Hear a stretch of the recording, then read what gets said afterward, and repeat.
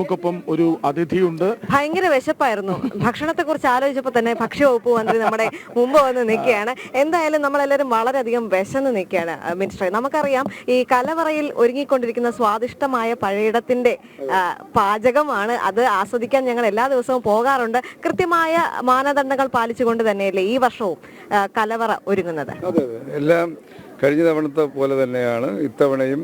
കുട്ടികൾ സ്വരൂപിച്ച ഭക്ഷ്യധാന്യങ്ങൾ, പൊതുസമൂഹം നൽകിയ ഭക്ഷ്യധാന്യങ്ങളെല്ലാം ഈ കലവറയ്ക്ക് സഹായകരമായിട്ടുണ്ട്. 25 വർഷമായി കലവറയുടെ ചുമതല മോഹനൻ നമ്പൂതിരിക്കാണ്. അതുകൊണ്ട് തന്നെ ഓരോ വർഷവും പുതിയ പുതിയ ഇനങ്ങൾ രുചികരമായ രീതിയിലേക്ക് അദ്ദേഹം ഭക്ഷണം നൽകുന്നു എന്നുള്ളതാണ് കഴിഞ്ഞ ദിവസം അവിടുന്ന് കഴിച്ച അനുഭവത്തിൽ എനിക്ക് പറയാനുള്ളത്. മിനിസ്റ്റർ, ഈ 3ാം പകലാണ് കലോത്സവത്തിന്റെ. അപ്പോൾ തിരുവനന്തപുരം ഏറ്റെടുത്തോ? തലസ്ഥാനത്തെ കുടുംബാംഗങ്ങൾ ഏറ്റെടുത്തതിൻ്റെ ലക്ഷണമാണ് ഇന്നലെയും മെനഞ്ഞാന്നും വൈകുന്നേരങ്ങളിലെ തിരക്ക്. പിന്നെ തലസ്ഥാനത്തെ എല്ലാ വേദികളിലും നല്ല തിരക്കാണ് നമുക്ക് കാണാൻ കഴിഞ്ഞത്. അത് കാണിക്കുന്നത് തിരുവനന്തപുരത്തെ നിവാസികൾ, അതുപോലെ ജീവനക്കാർ, അവരുടെ എല്ലാം കുടുംബാംഗങ്ങൾ ഇവിടേക്ക് ഒഴുകി വരുന്നതിൻ്റെ കാഴ്ചയാണ് നമുക്ക് കാണാൻ കഴിയുന്നത്. അപ്പോൾ ഈ തിരുവനന്തപുരത്തിൻ്റെ മന്ത്രി കൂടിയാണ് അങ്ങ്. അതെ.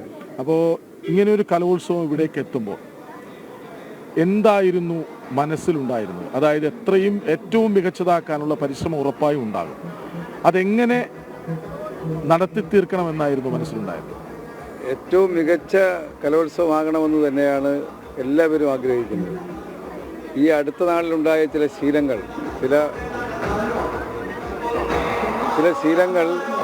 കുട്ടികളുടെ മത്സരത്തിൽ വിജയം കൈവരിക്കാൻ കഴിയാത്തവർ പ്രതിഷേധിക്കുന്ന രീതിയാണ്.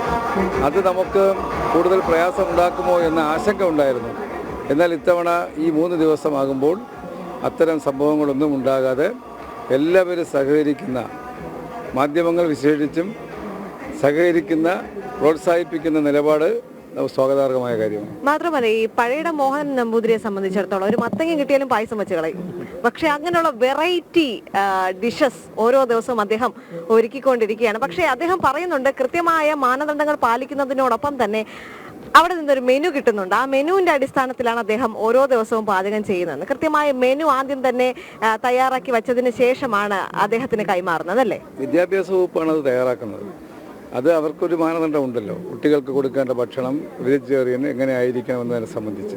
എന്നാൽ പായസം അതുപോലുള്ള ചില സ്പെഷ്യൽ ഐറ്റം മോഹനൻ നമ്പൂതിരിക്ക് ഞങ്ങൾ തന്നെ വിട്ടുകൊടുത്തിട്ടുണ്ട്. അദ്ദേഹത്തിൻ്റെതായിട്ടുള്ള ചില പ്രവർത്തനങ്ങൾ കൂടുതൽ കുട്ടികളെ ആകർഷിക്കാൻ കഴിയും. ഞാൻ തന്നെ ഒരു നിർദ്ദേശം അദ്ദേഹത്തിനോട് പറയുകയുണ്ട്.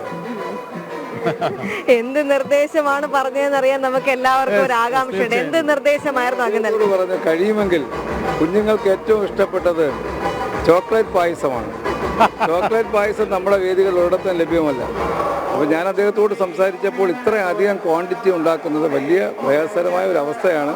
ഇതുവരെ കൊടുത്തിട്ടില്ല. അത് ഇഷ്ടപ്പെടും. ഞാൻ അവസാനത്തെ ദിവസമെങ്കിലും കഴിയുമോ എന്നുള്ള ചിന്ത അദ്ദേഹത്തിന്റെ മനസ്സിലേക്ക്.